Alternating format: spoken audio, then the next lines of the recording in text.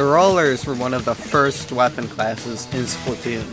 Being a massive paint roller, they could be rolled along the ground to paint quickly or flung to deal damage. Once one of the strongest classes in Splatoon, they would curiously disappear from the competitive scene. But why is this? In Splatoon, there were 3 rollers, and each had many varieties. The Splat roller was an in-between roller with decent paint output and high damage, but a relatively slow flick speed. This made it good for sharking, but it had a hard time rushing opponents down. The most notable kit from the Splat roller was the Crack-On Splat roller. Kraken plays well with the Splat roller, as it can be triggered by a sharking player and can be used to quickly catch enemies off guard and splat them. It works similarly to the Splat roller, only more powerful. The Carbon roller was a short-range roller with low damage but a high flick speed.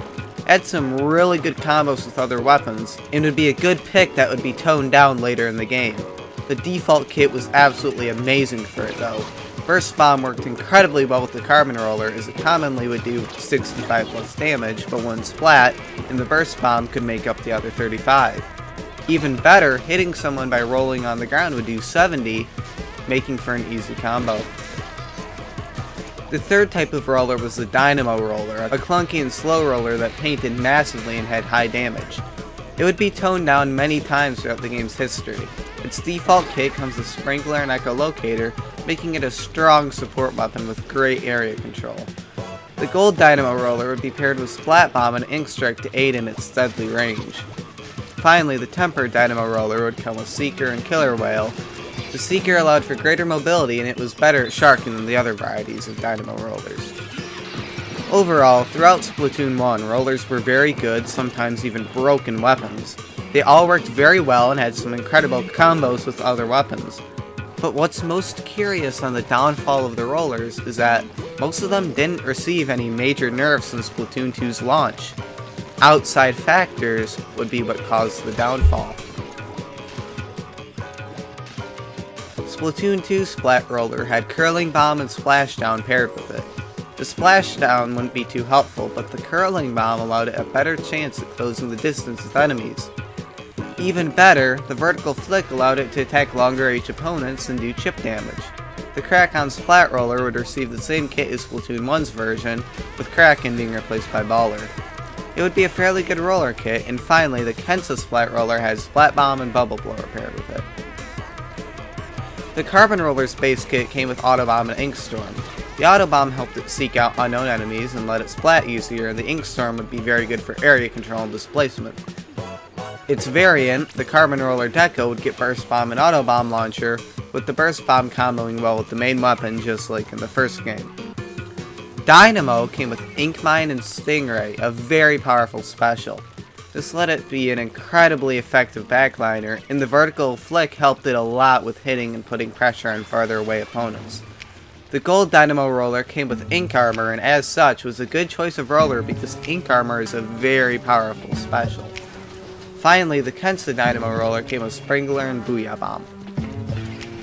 The newcomer roller in Splatoon 2 was the Flingzer Roller. It came with Splash Wall and Splat Bomb Launcher, and it was a very good weapon that's Vertical Flick would be buffed into becoming incredibly powerful.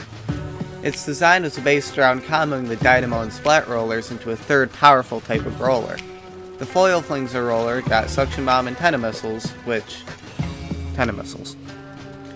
As you can see, there were no poor kits or serious nerfs to rollers in Splatoon 2.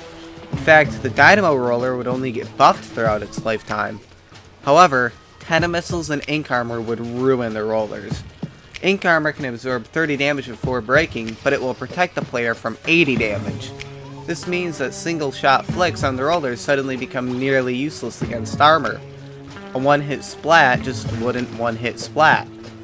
Even worse was that Bubbler required players to be near the original user to share it, while Ink Armor was global. To add salt to the wound, Tenemissiles prevented sharking from being nearly as effective, one of the most important playstyles with rollers. Fortunately though, things would turn around in Splatoon 3. With Ink Armor and Tenemissile spam removed from the game, the main limiting factors to rollers in Splatoon 2 have finally been dealt with. This means that they can finally reach their full potential, and even better, Nintendo added a new roller, the Big Swig roller, able to cover a wide amount of turf but with low damage. Things finally seem to be taking a turn for the better with rollers, but only time will tell if they truly live up to their Splatoon 1 versions. Please like and subscribe if you enjoyed this video and comment down below. Thank you so much for watching, and if you have any video ideas, please share them with me. Once again, thank you so much for the support. Gonna reach 300 subscribers soon. Thank you all so much.